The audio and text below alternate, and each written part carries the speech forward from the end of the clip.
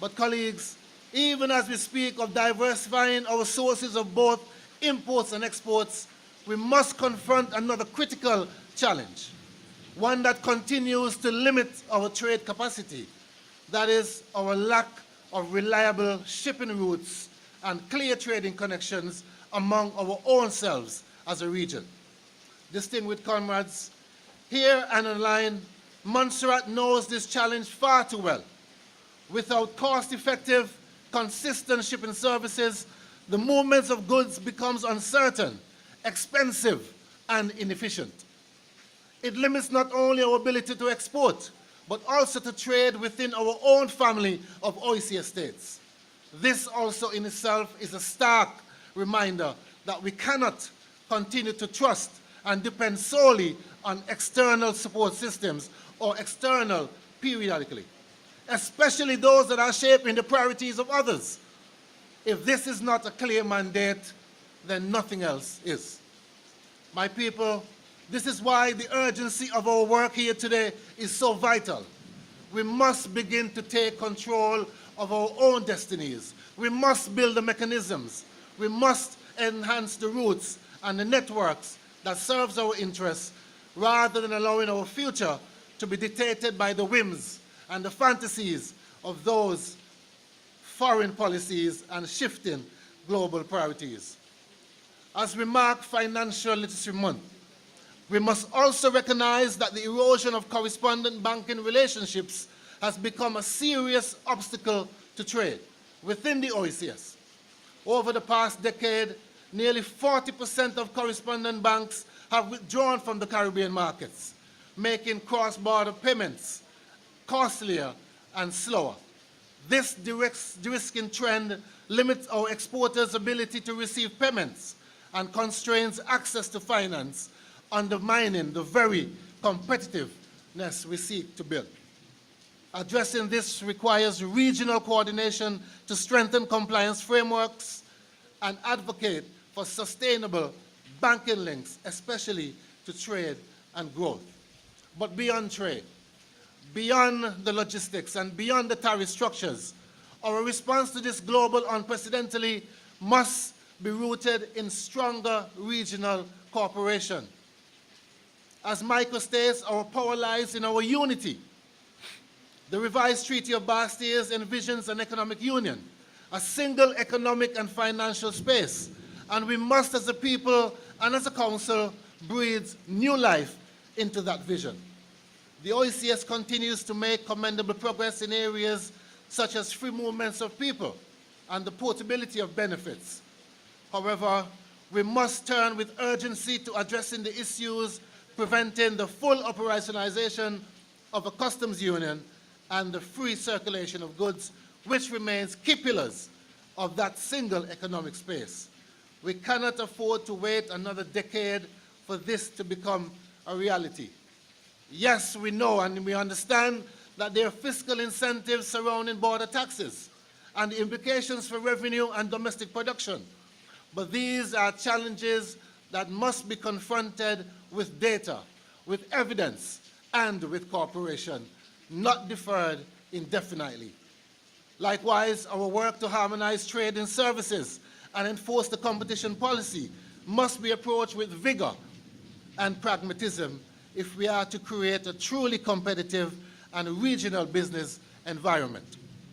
At the CARICOM level, the OECS has been the pace setter of regional integration and a practical example of what regionalism can achieve. We must continue to lead with vision and conviction, ensuring that mechanisms like the Article 164 delivers the intended benefits for our small economies and that our voice remains strong and coordinated at the upcoming 61st meeting of the Quartet.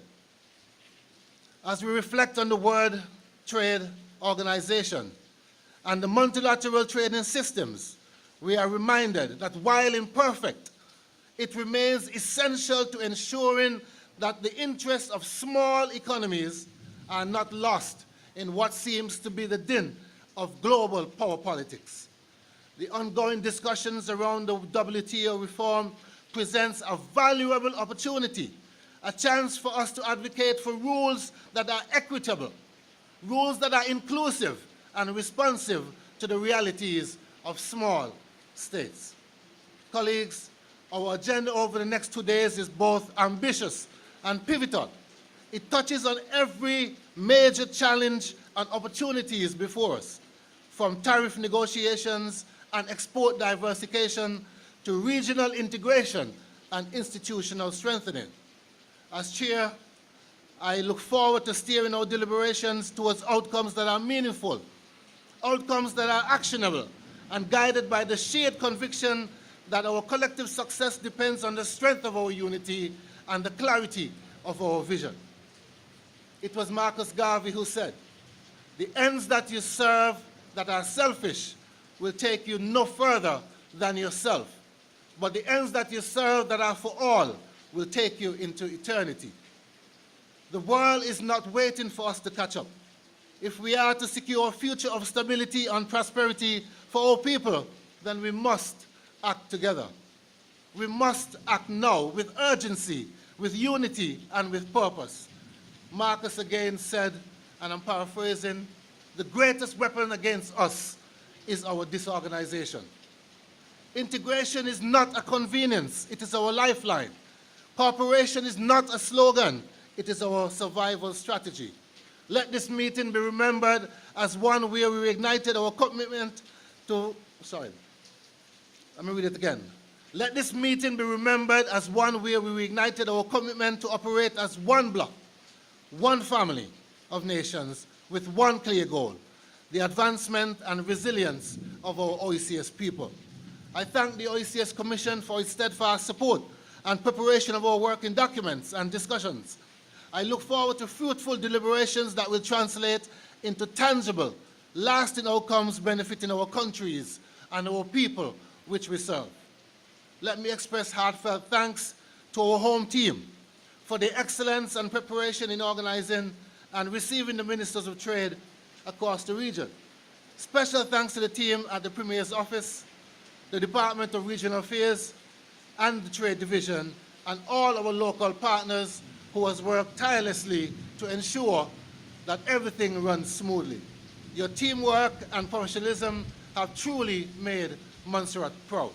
Once again, welcome to Montserrat, where our challenges remind us of our resilience and our unity reminds us of our strength. Thank you.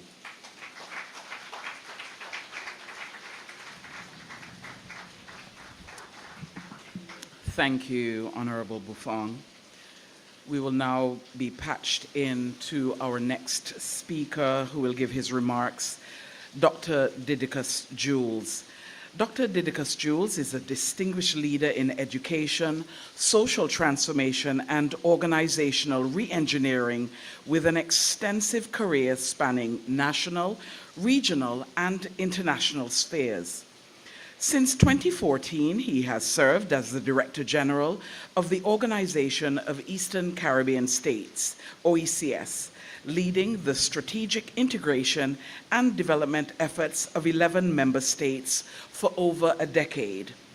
His career trajectory reflects a steadfast commitment to advancing education and policy reform across the Caribbean, and his key leadership roles include Registrar and Chief Executive Officer of the Caribbean Examinations Council, Interregional Coordinator of the International Literacy Support Service, Parliamentary Secretary for Education and Human Resource Development, St. Lucia, as well as Permanent Secretary for Education and Chief Education Officer concurrently in Revolutionary Grenada.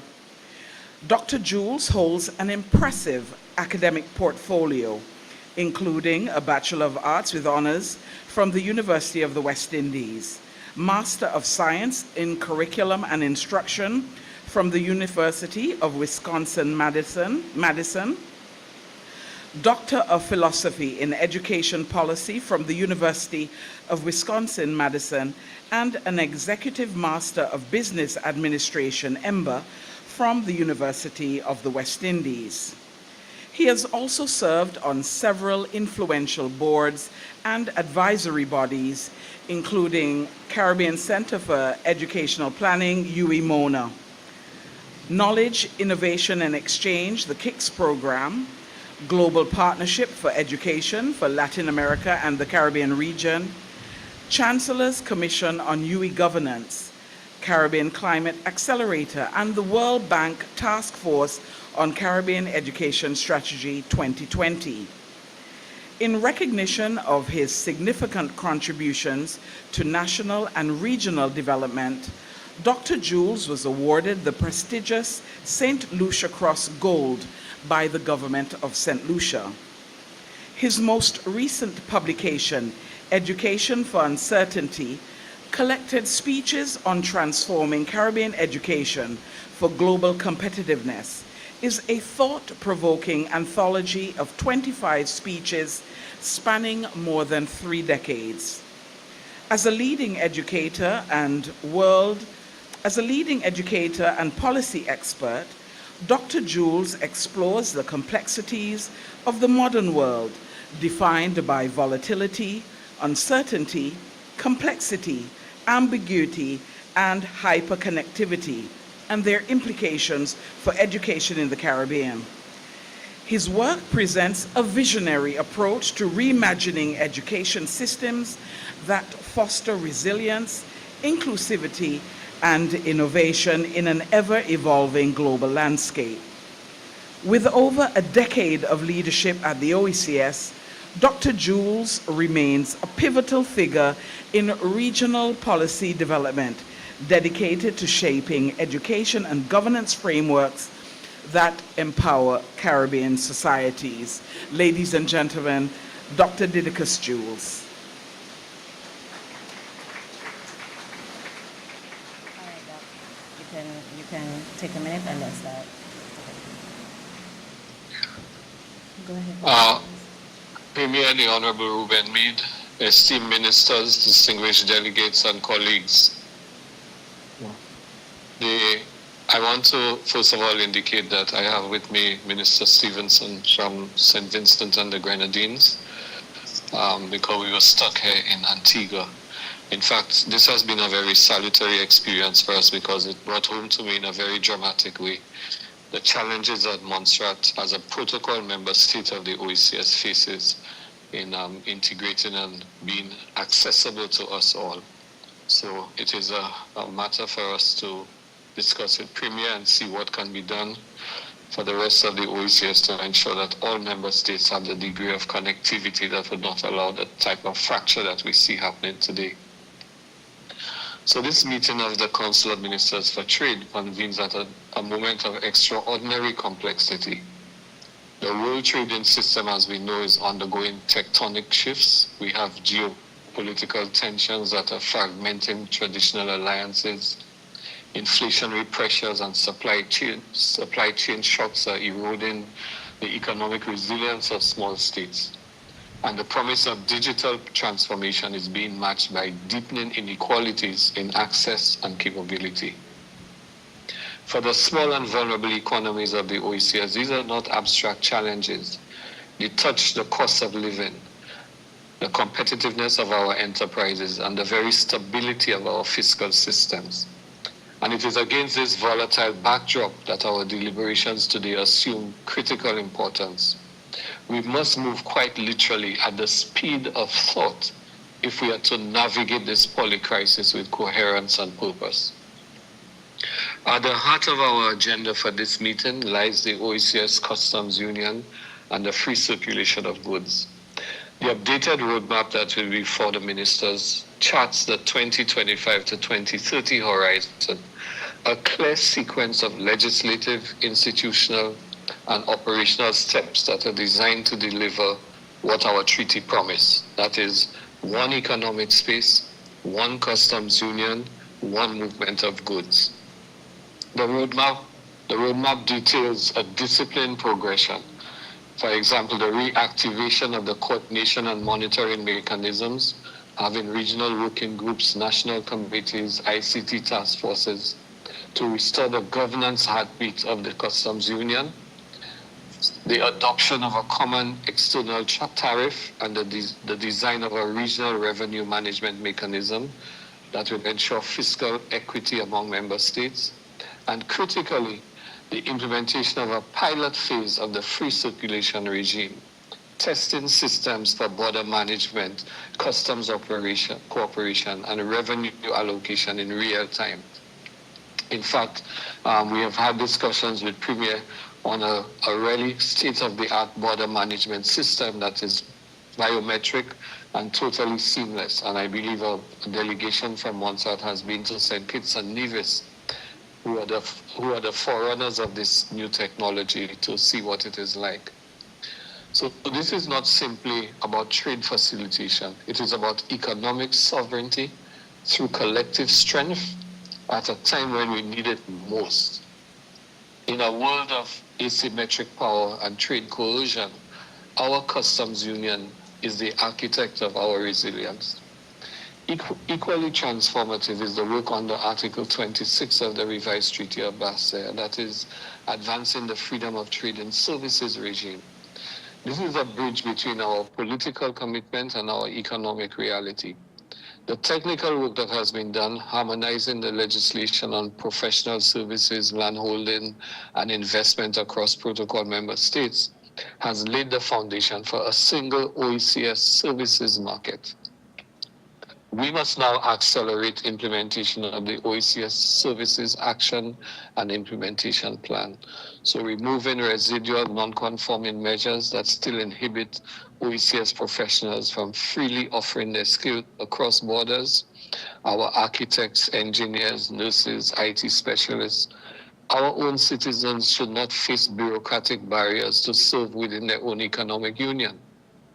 This council must therefore commit to fast-tracking legislative reforms in each member state, backed by technical support from our Commission, to ensure that the freedom of establishment in services becomes a lived reality and not an aspiration. And the work is not very difficult, but it is essential. I mean, doctors, for example, a doctor registered under a single regime of registration of doctors should be licensed to work anywhere across the OECS without having to seek national licensing, for example. Parallel to these structural reforms, we are investing in the competitiveness of our enterprises and our people. Through the World Bank funded programs under implementation by the OECS Commission, there are two critical ones: the Caribbean Digital Transformation Project and the Skills and Innovation Project. With these, we are actively building a digital and innovation-ready OECS economy. And these projects are not just developmental, they are strategic because they are cultivating advanced digital skills certification and job coaching for hundreds of citizens across member states, thereby creating a digitally fluent workforce. Secondly, a knowledge, technology, and innovation platform, which is a virtual ecosystem linking entrepreneurs, educators, and investors across the OECS. And thirdly, strengthen business support organizations that should enable our chambers, coalitions, and trade promotion agencies to become engines of enterprise growth. So these are the building blocks of a productive transformation that should move the OECS from vulnerability to viability, from dependency to dynamism. Colleagues, we cannot ignore the shifting global trade architecture. Protectionism, as we've seen, is surging. Every day we read of trade wars proliferating, and the reform of the World Trade Organization remains uncertain. The very principles that once upheld open markets are being tested by unilateralism and digital mercantilism. In such a world, small states like ours must become coalitions of coherence, aligning our positions, asserting our rights in the international forum, notwithstanding our size, and forging new South-South linkages, particularly across the Caribbean and Latin America and Africa, Caribbean, Pacific axis. Our work within this council is therefore not only technical, it is existential. It determines whether the OECS remains a price taker or becomes a price maker in the evolving world order.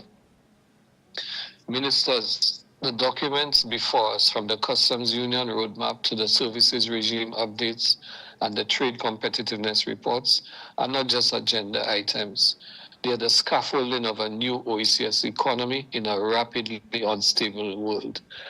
Our collective challenge is to convert these carefully prepared frameworks into accelerated action. The times no longer allow us the luxury of incrementalism, taking our time to get things done. We must govern and execute with strategic urgency at the speed of thought to secure the prosperity of our peoples. Let this seventh meeting of the Council of Ministers Trade be remembered not just as another milestone of deliberation, but as the moment when we chose momentum over inertia, when we chose action over analysis, and when we selected integration over isolation. Thank you very much.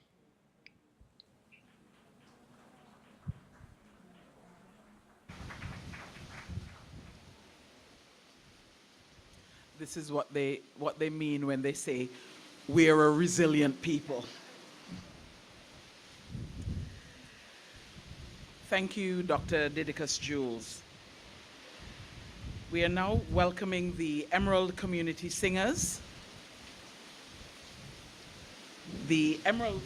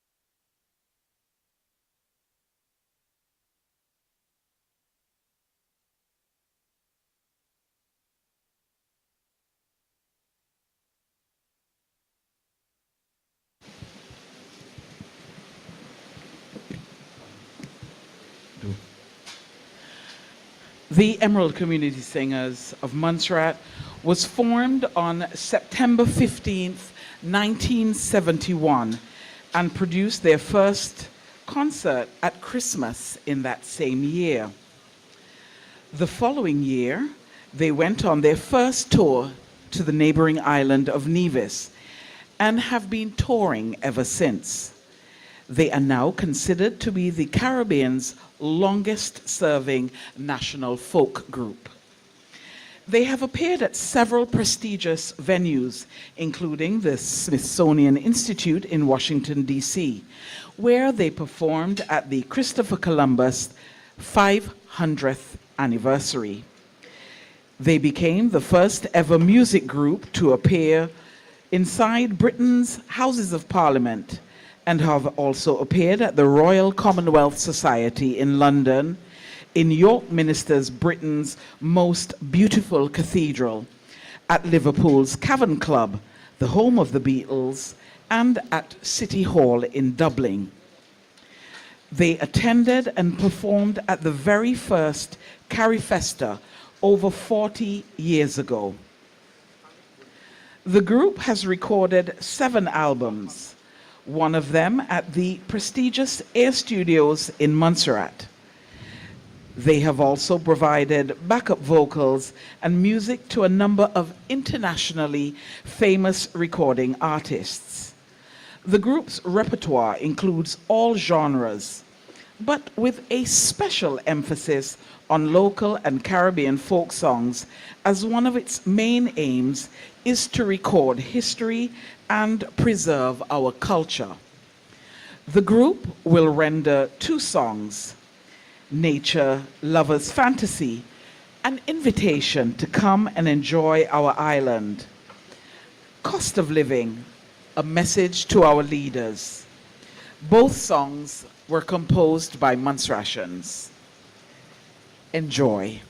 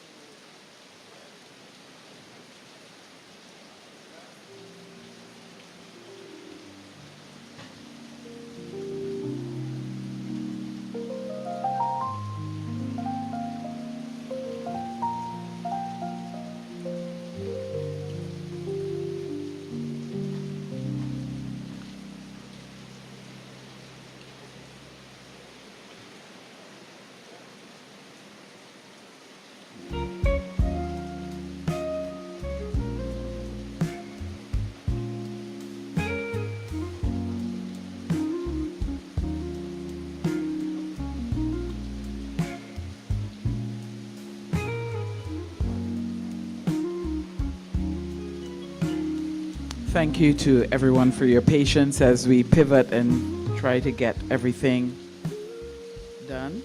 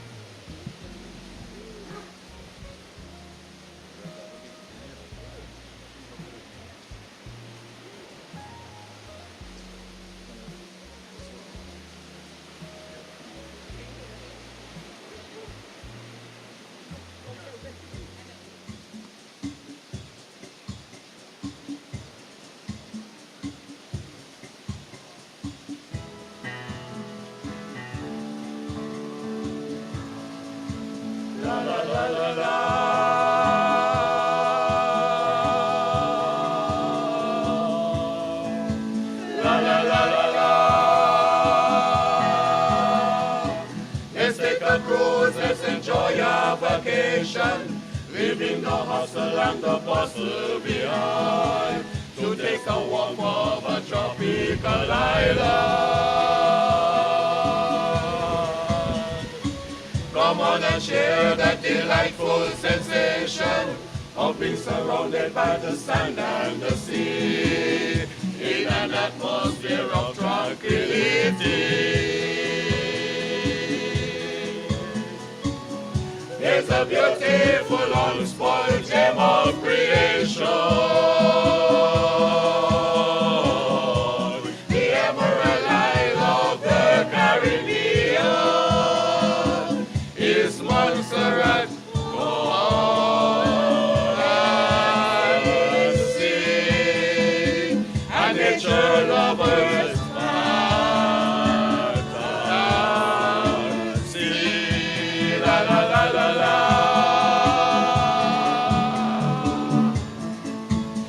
la la la la. We take a walk on the trail through the forest, hear the chirping of the birds in the trees, watch the leaves as they sway in the cool breeze. We can have picnic on the shade of the beaches, may go sailing in the day or the night, or just relax on the sand in the moonlight. There's a beautiful unspoiled gem of creation, the Emerald Isle of the Caribbean. It's Montserrat, come and see, and nature lovers fantasy.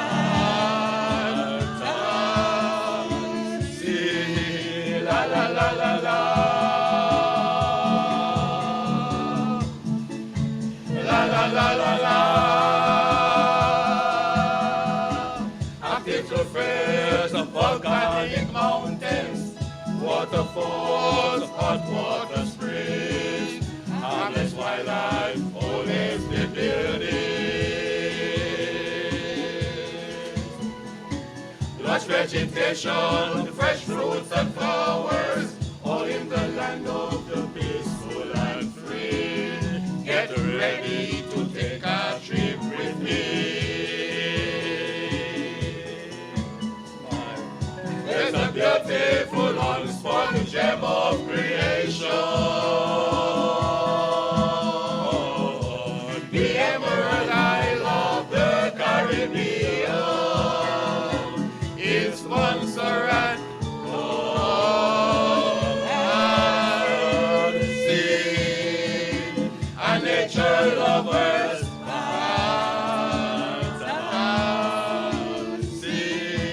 La la la la la. La la la la la. Come along, come along, come along, my people, come along, come along, come along. Come along, my people, come along.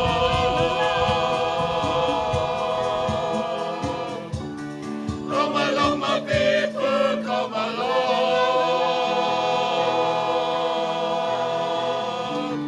Come along, my people, come along.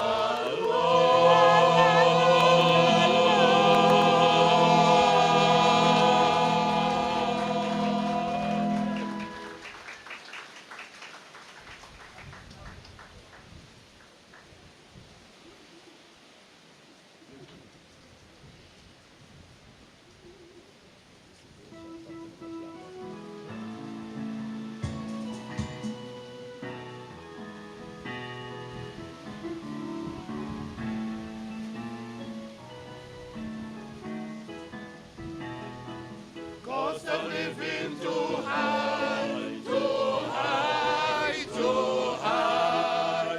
Prices up in the sky, I won't come down, so we can't buy. What we need here is price control on everything that's sold. Instead of making a promise, government should do something quick about this. Everybody complaining about the high cost of living. Everything gone up so high, we the people can't get by. Nobody in this country could live on their salary. If the situation continue much longer, we will surely die for hunger. Cost of living too high, too high, too high. Prices up in the sky, now won't come down, so so we can buy. What we need here is price control on everything that's sold. Instead of making a promise, government should do something quick about this. Some money come, some money go. How the hell it go exist so? Since we salaries revised, is like water in we eyes.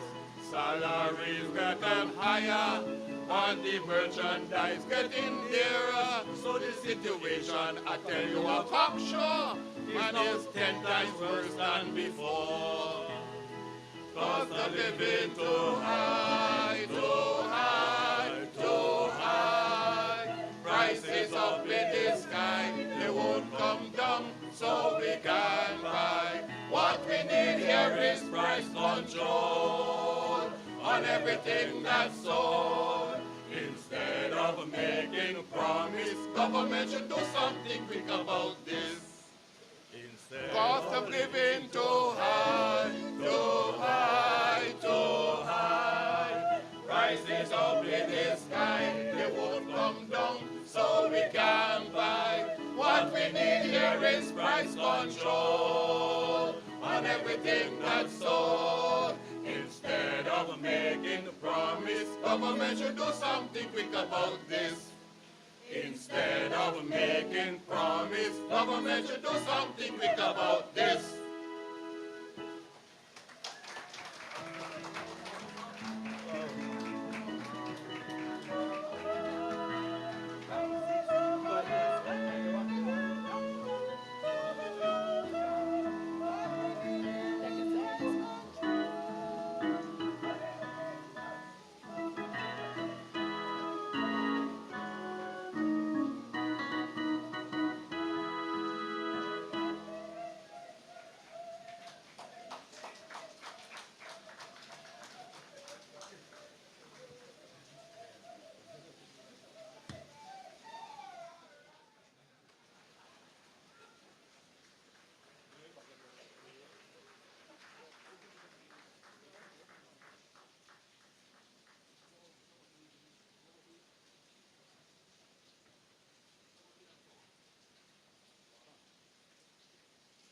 So we'll just give the gentleman just a couple of minutes just to dismantle, and before we have the Honorable Premier of Montserrat to speak. Yes, that was there. You're not. You're next.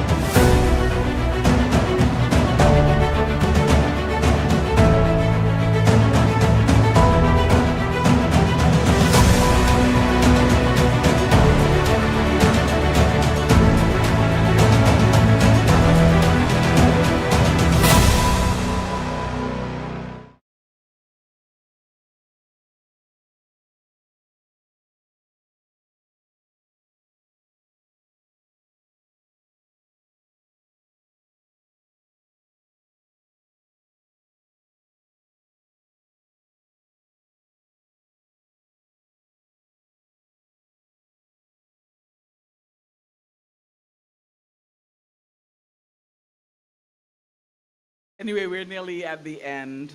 We're now going to have remarks by the Premier of Montserrat and the Minister of Trade.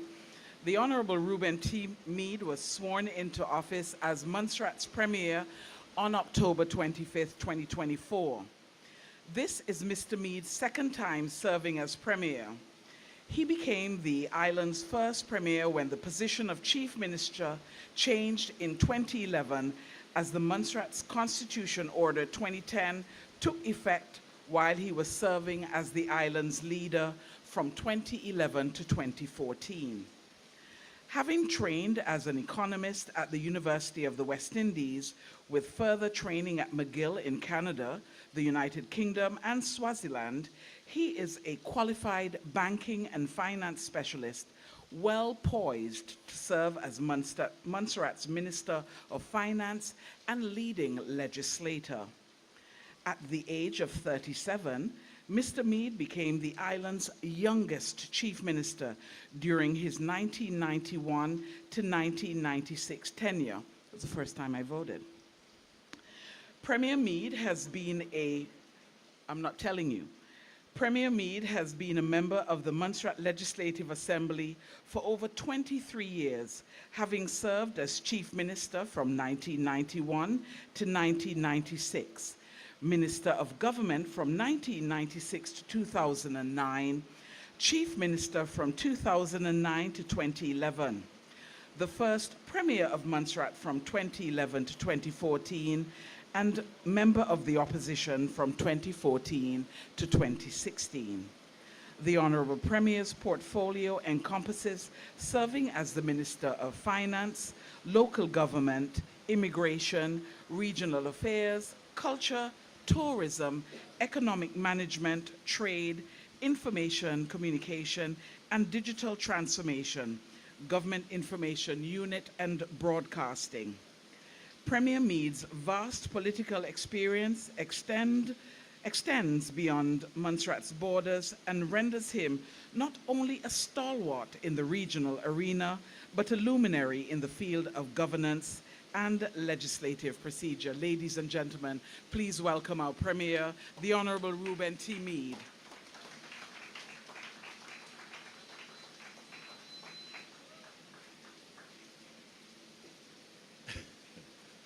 My brothers and sisters, despite the rain, it's a wonderful day. My staff asked me to pray that there would be no rain, but the farmers were praying that there should be rain, and the farmers won out. So we have to share the faith.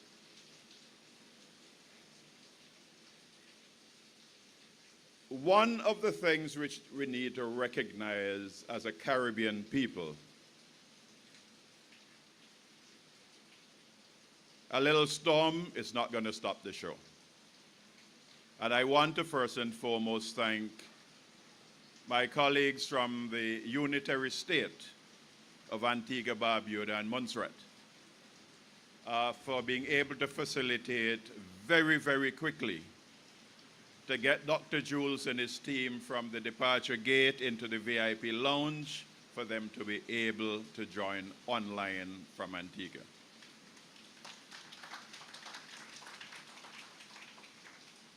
We must all remember that Montserrat was a founding member of not only the OECS, but also of CARICOM. And we should not ever forget that. But there are a couple of challenges which we need to ensure that we overcome. One, although we are British Overseas Territory, when funding is being provided to the OECS, and indeed CARICOM as a wider body, even if those funding sources take Montserrat out of the loop, we have to find a way to ensure that Montserrat can participate as one OECS and one CARICOM.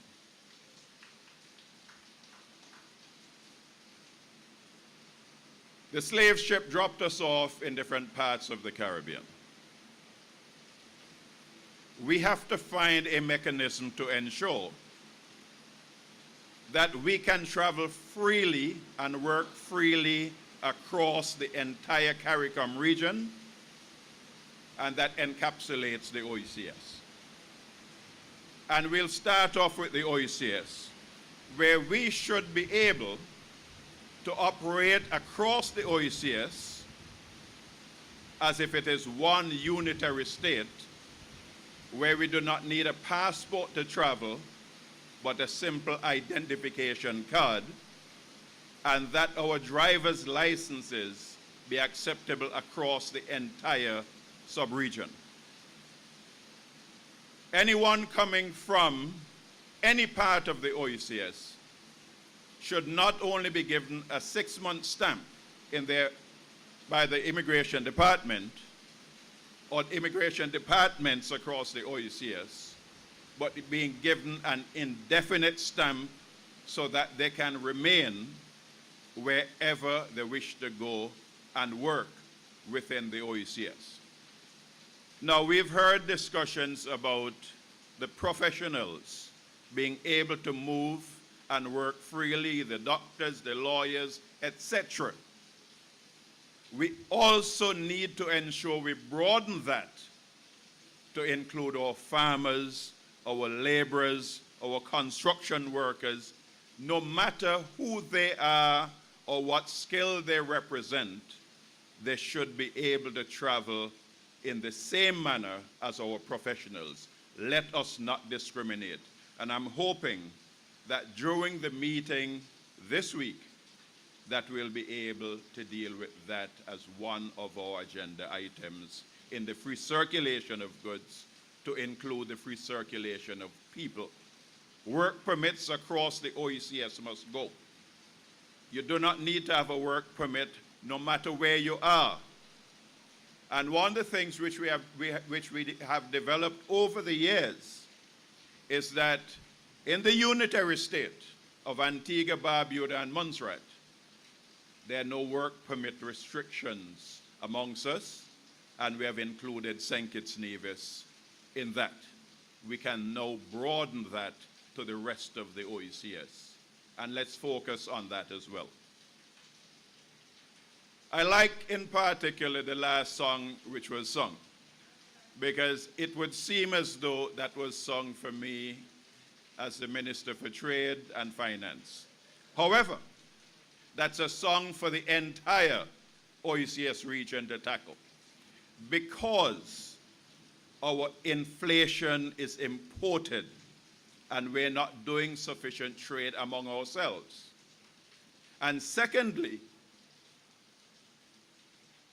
and I hope the leader of the opposition don't kill me for this one, we have to go back to using local products like our breadfruit. And you knew I would come with that. They are in abundance here in Montserrat, and when people are sending me breadfruit tacos and breadfruit fries and breadfruit this, and here in Montserrat, we feel as though we are ashamed to use those local products. We should be able to replace imported soft drinks with the plethora of vegetables, of fruits which are available in Montserrat. And through the trade division, we're now seeking, through Invest Montserrat, to certify those drinks so that they can now be in the supermarkets in Montserrat, so that we can do some import replacement. These are things which we can do, but we have to work together. This is not my meeting. Although I am the Minister for Trade, I've handed over that responsibility to Honorable Cranston Sebufong. And I am absolutely certain that he will continue to do an excellent job carrying that portfolio on my behalf. And I think even on the basis of the speech which he made this morning, I think he deserves another round of applause. In my introduction, they spoke about the number of years I served, but they left out one key element: the number of times I've been fired from being a minister of government. Twice from the Ministry of Agriculture, and we leave it as that, but it's an important part of our legacy, because historically, Austin Bramble was fired, John Osborne was fired, I was fired, and in fact,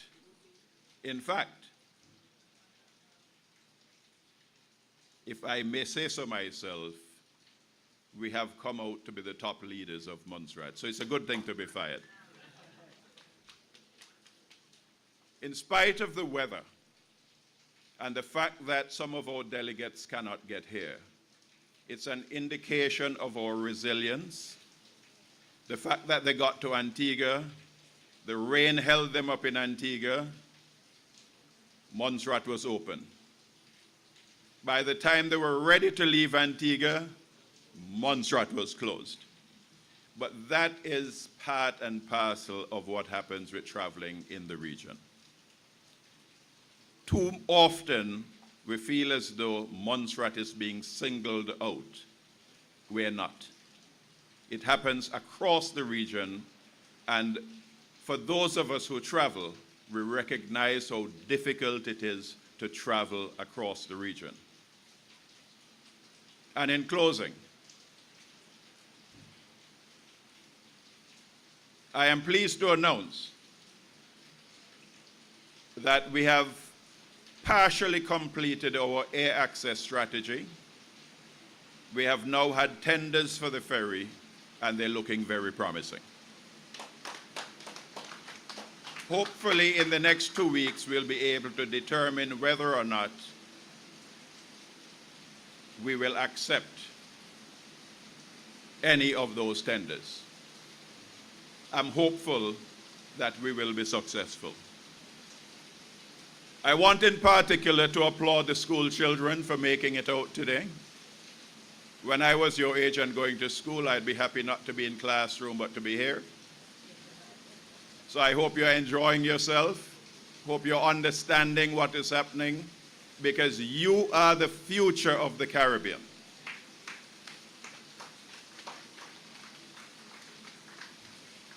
And in closing again, this is typical of me, I want to thank in particular the staff of the Office of the Premier, who have been working diligently on and off. Is this going to be on? Is it going to be off? Is it going to be on? Is it going to be off? But they persevered. Their prayers were not totally answered, but they persevered.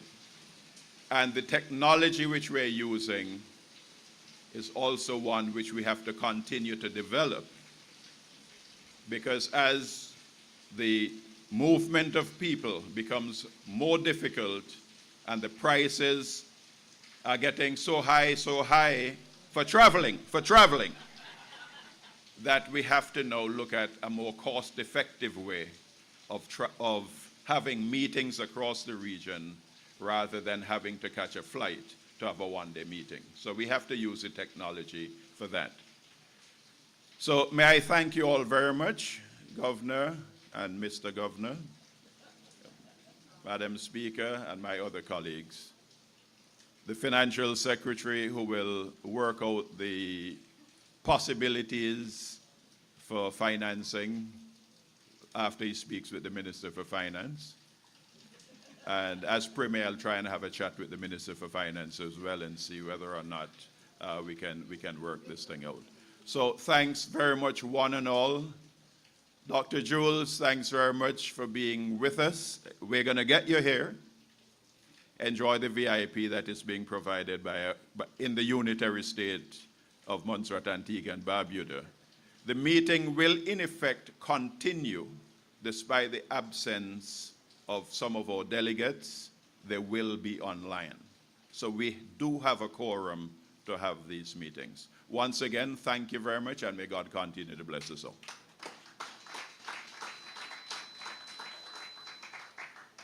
Thank you, Honorable Premier. Chad Cumberbatch, in my opinion, is one of Montserrat's closest guarded secrets. He holds, amongst other things, a double major honors degree in theater and carnival studies.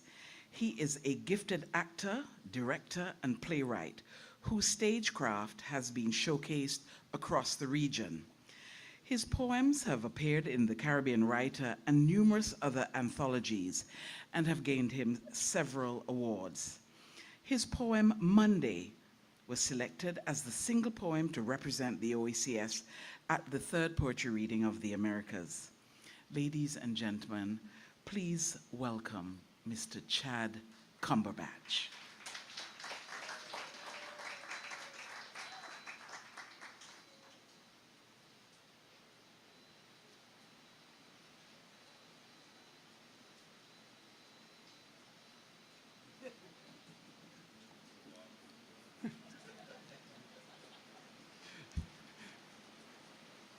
Good morning.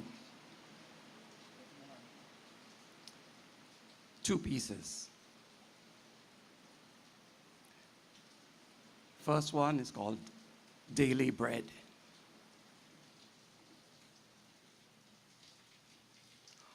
Haul, brother, haul.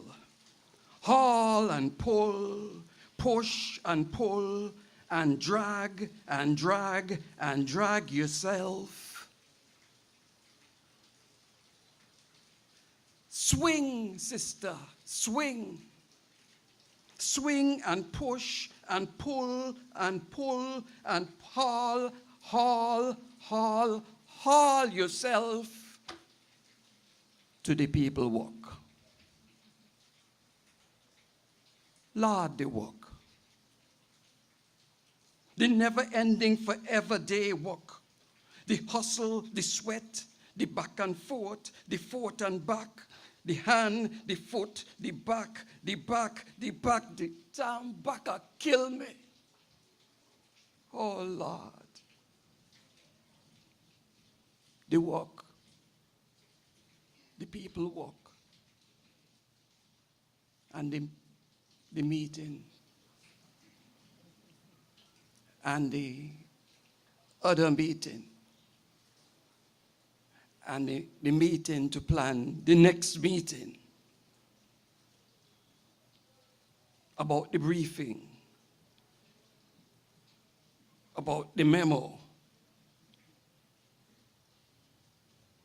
read the missive from the ministry because the boss say, the minister say.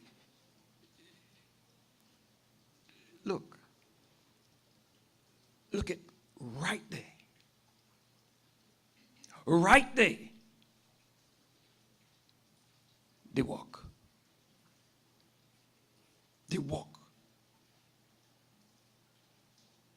The never-ending, forever day walk.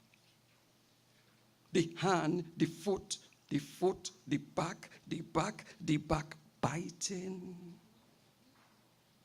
the back stabbing,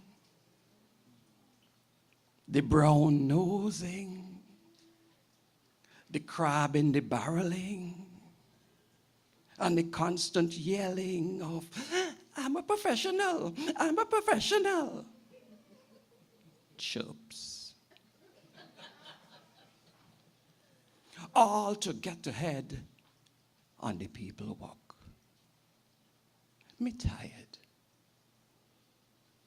Me tired, me say. The forever day, the 365 day, the 52 day, 52 week day, the 12 month a year day, the 24 hour, 7 days a week day.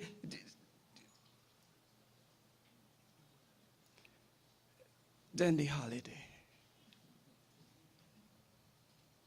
Praise the Lord. The holiday, it wrapped me up and hold me close and hush me and soothe me and de-stress me and relax me and rest me.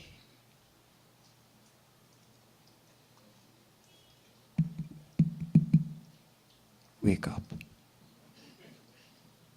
Wake up. You got to wake up. Me have to wake up. Me have to wake up. Me have to pull and pull and pull myself up and push myself and pull and haul myself to the people walk. The never ending, forever, ever.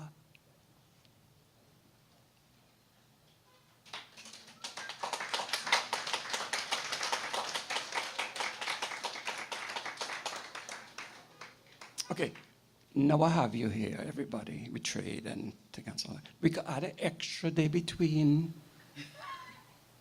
Friday and that day. You know that day? We need a day just between Just ease it in between Saturday and Sunday, just between there, and we'll be good. Yeah, we could put that on the agenda, yes, somebody?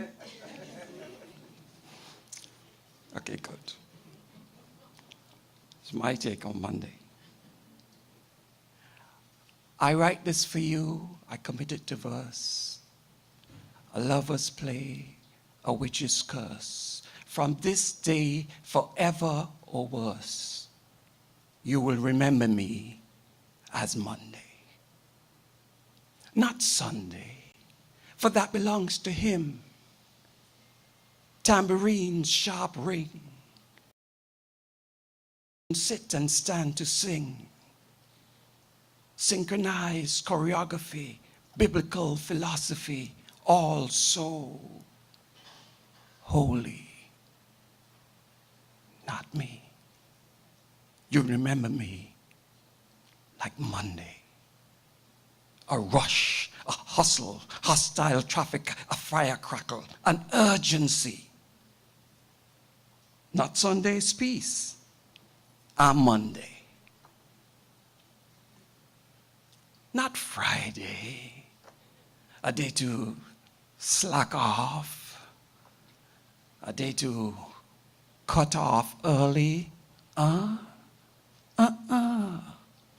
My love to you, like the proverbial rising sun, must be like a battle to be won.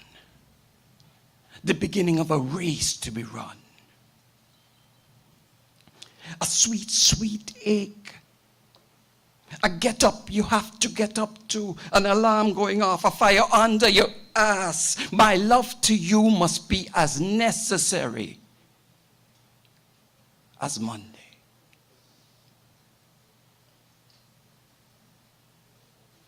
A wizard's brew, a first kiss. Lover's drenched mist, caught from a passion-clenched fist.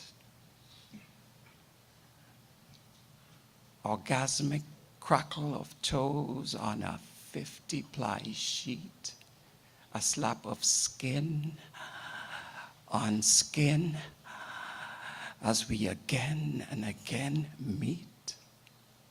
An urgency. You will remember me as Monday. Thank you.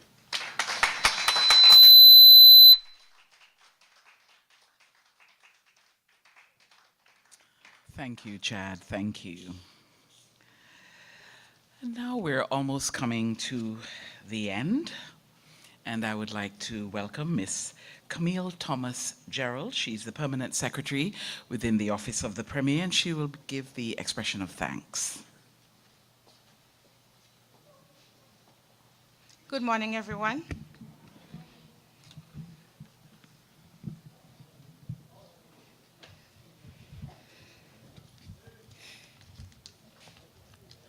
This vote of thanks is on behalf of the Premier and the government and people of Montserrat. We have opened the curtains on what will be a productive and successful meeting.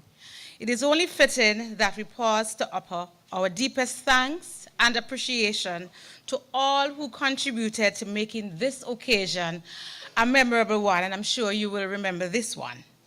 First and foremost, we give honor and thanks to Almighty God, whose presence and guidance have brought us here, and will carry us through these deliberations with wisdom, unity, and grace. Without his divine favor, none of this would be possible. To our honorable ministers and esteemed delegates, thank you for making the journey to be here with us. Your presence and meaningful contributions will certainly enrich our discussions and reaffirm our collective commitment to regional progress and cooperation. Your participation has truly elevated the significance of this ceremony. To our Honorable Premier, Honorable Quenson Buffon, and to Dr. Didicus Jules, we say thank you for your remarks this morning. We extend sincere appreciation to the members of the Cadet Corps who began our day with dignity and discipline as they led this morning's flag procession. Special thanks to Mr. Charles Thompson for his inspiring invocation and for inviting God's presence into our gathering, setting the tone for the day. To our cultural icons, our spirited masqueraders, and our outstanding performers, we express heartfelt gratitude. Mrs. Mildred Chalmers, the Emerald Community Singers, and Mr. Chad Cumberbatch, your talents uplifted us and reminded us of the richness of our shared heritage. Thank you for your artistry and dedication. To our gracious host, Mrs. Lauren Lewis, thank you for so ably and eloquently guiding us through this morning's opening ceremony. Your presence brought warmth and professionalism to the proceedings. To Miss Sherasmus Harris of the Decor Lab and Mrs. Verna Brandt of Celebration Design Services, your creativity and keen eye for detail transformed our spaces and made them truly welcoming. We are grateful for your work behind the scenes in creating such a beautiful setting. To the Royal Montserrat Police Service, to the Honorable Financial Secretary and the Ministry of Finance and Economic Management, to the staff of the Cabinet Secretariat and the Cabinet Secretary, and staff within the Office of the Premier, I want to say thank you. And I would feel very, very uncomfortable this morning if I didn't say a very, very special thanks to Miss Michelle Castle, who has been the coordinator on behalf of the Premier for this morning's event and for the events for the next few days. I want to say thank you for her. She has put her heart and soul into this. To ZGB, our sound and technical teams, to the OECS, Mr. Calvin Lewis, Mr. Dave Williams, and Mr. Randolph Lewis, we thank you for your reliable support and seamless management of the day's audiovisual needs. Your expertise ensured that everything ran smoothly. We also acknowledge Ms. Cordelia Yearwood and her stage management team for their coordination and diligence in supporting today's events.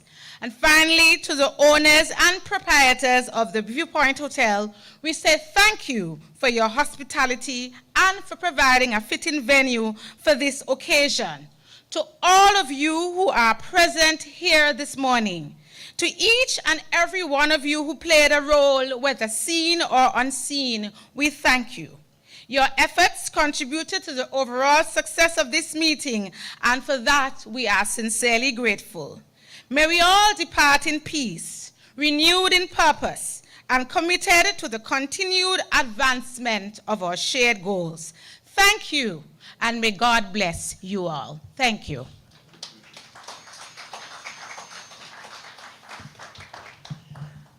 Thank you very much, Mrs. Gerald. And here concludes our opening for this year's ceremony. And I think everybody now knows where they should be going. Anyone that's participating, I think you're to go to the National Trust. Thank you, everyone, for coming. Thank you.